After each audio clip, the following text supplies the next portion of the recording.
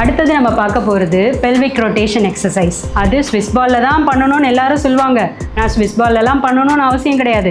நம்ம வீட்டில் இந்த மாதிரி சின்னதாக ஸ்டூல் இருக்குல்ல, பட் உட்டன் ஸ்டூலாக இருக்கணும். அதை போட்டுட்டு அது மேலே இந்த மாதிரி சாஃப்டாக பில்லோ அப்படி இல்லைன்னா திக்கான பெட்ஷீட்டை மடித்து மேலே போட்டுட்டு அவங்கள உட்கார வச்சும் செய்ய வைக்கலாம். நான் இப்போ அதை செஞ்சு காட்ட போகிறேன். உட்காருங்க.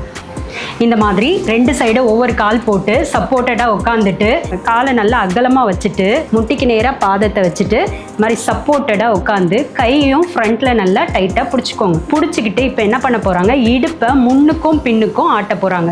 ஸ்டார்ட் பண்ணுங்கள். 1 2 3 4 5. இந்த மாதிரி 5 to 10 டைம்ஸ் பண்ணிக்கலாம். செகண்ட் எக்ஸசைஸ் என்னன்னா, இதே பொசிஷனில் பெல்விஸ் ரொட்டேஷன் பண்ணுவாங்க. இப்போ சுத்துற மாதிரி பண்ணுங்களேன்.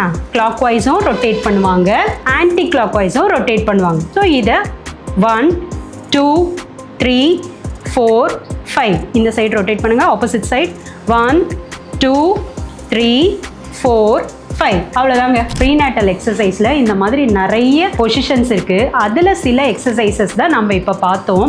அட்லீஸ்ட் இந்த 3 எக்ஸசைசஸ்னால் பண்ணுங்க அப்படின்னு நான் சொல்கிறேன். தேங்க்யூ.